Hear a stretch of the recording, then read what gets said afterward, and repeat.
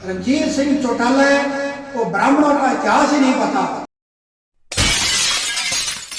Ranjit Singh Chautala 10 candidate में सबसे बोता कैंडिडेट है और सबसे टुच्चा कैंडिडेट है। और मैं ब्राह्मणों को, हरियाणा के ब्राह्मणों को और जातियों को यानी कि ये अपील करता हूं कि जो जातियों में भेदभाव की फूट डालता है, ऐसे रणजीत चौटाला का हिसार के अंदर जहां भी प्रोग्राम हो, इसका पुतला फूके और पुतला फूक के इसके पुतले को जूते भी मारे। हरियाणा के हिसार लोकसभा क्षेत्र से रणजीत चौटाला द्वारा ब्राह्मणों को लेकर दिए गए बयान के बाद हरियाणा में ब्राह्मण समाज विरोध पर उतर आया है।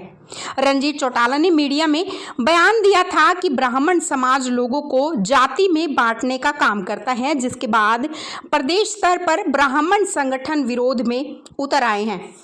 इसी कड़ी में बलदेव नगर से ब्राह्मण नेता राकेश मेहता ने ब्राह्मण समाज को एकजुट होने की अपील की है और कहा है कि अब ब्राह्मण समाज को मिलकर रणजीत सिंह चौटाला को ब्राह्मणों के इतिहास के बारे में बताना होगा। उन्होंने कहा कि जहां भी रणजीत चौटाला प्रोग्राम करने जाते हैं, वहां पर जाकर उनके पुतले जलाए जाएं और अपनी एकता का परिचय दिया जाए। रणजीत सिंह चौटाला ने आज जो ब्राह्मणों के खिलाफ बयान दिया है, रणजीत सिंह चौटाला को ब्राह्मणों का इतिहास ही नहीं पता।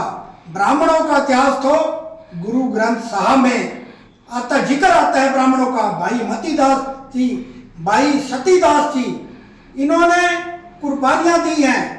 और साथ के साथ भाई बिलवा मंगल जी, जिनका दास भाई तुलसीदास जी, जिन्होंने समाज को एकजुट करने का काम किया है।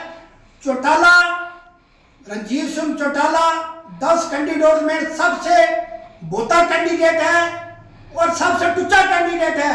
और मैं ब्राह्मणों को, हरियाणा के ब्राह्मणों को और जातियों को यानी कि ये अपील करता हूं कि जो जातियों में भेदभाव की फूट डालता है, ऐसे रणजीत चौटाला का हिसार के अंदर जहां भी प्रोग्राम हो, इसका पुतला फूके और पुतला फूक के इसके पुतले को जूते भी मारे।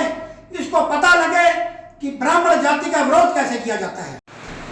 रणजीत सिंह चौटाला को इतना पता होना चाहिए कि इसका नामकरण भी ब्राह्मणों ने किया था और इसके परिवार के बच्चों का नाम भी ब्राह्मणों ने ही नामकरण किया था। इन इंसान को सारी मर्यादाएं खो दी हैं।